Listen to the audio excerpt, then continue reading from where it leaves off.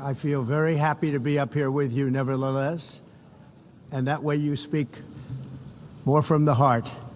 I can only say that whoever's operating this teleprompter is in big trouble.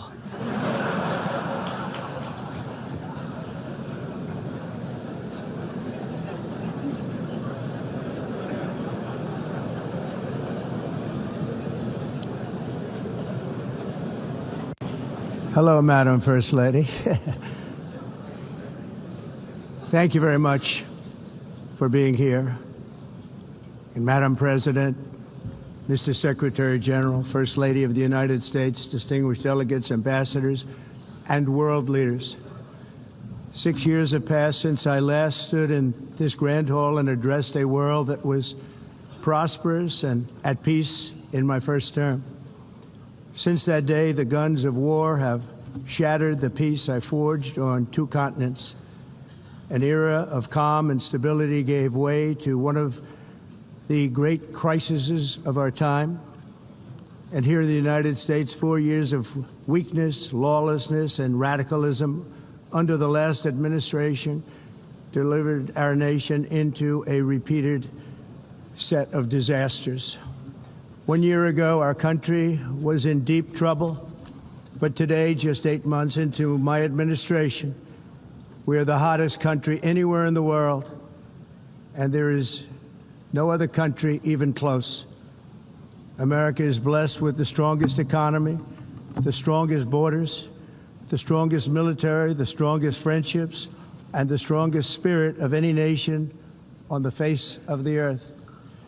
This is indeed the golden age of America. We are rapidly reversing the economic calamity we inherited from the previous administration, including ruinous price increases and record-setting inflation. Inflation like we've never had before. Under my leadership, energy costs are down, gasoline prices are down, grocery prices are down, mortgage rates are down, and inflation has been defeated. The only thing that's up is the stock market, which just hit a record high. In fact, it hit a record high 48 times in the last short period of time. Growth is surging, manufacturing is booming. The stock market, as I said, is doing better than it's ever done. And all of you in this room benefit by that. Almost everybody.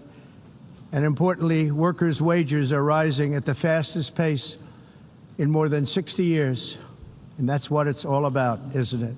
In 4 years of President Biden, we had less than $1 trillion of new investment into the United States. In just 8 months since I took office, we have secured commitments and money already paid for $17 trillion. Think of it, 4 years, less than $1 trillion, 8 months, much more than $17 trillion is being invested in the United States, and it's now pouring in from all parts of the world.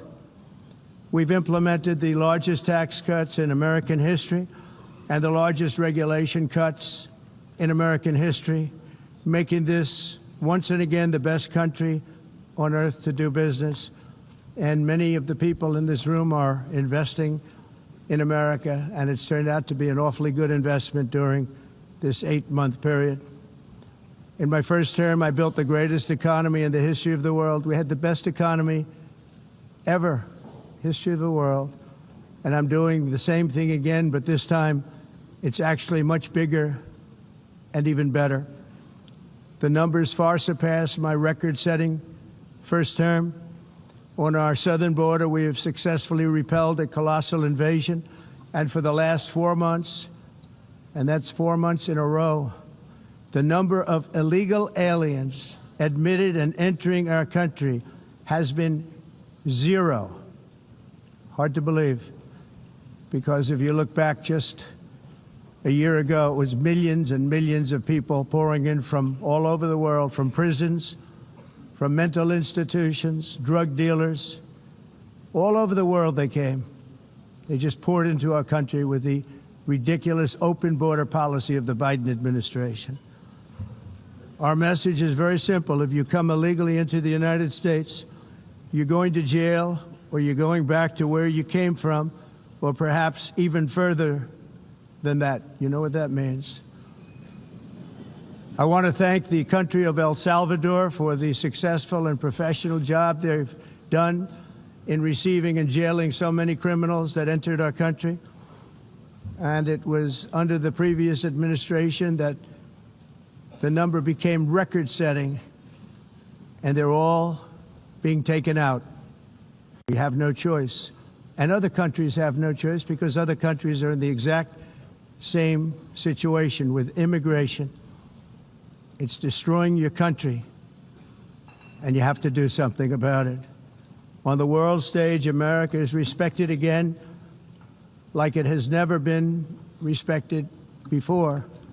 You think about 2 years ago, 3 years ago, 4 years ago, or 1 year ago, we were a laughingstock all over the world. At the NATO summit in June, virtually all NATO members formally committed to increase defense spending at my request from 2% to 5% of GDP, making our alliance far stronger and more powerful than it was ever before. In May, I traveled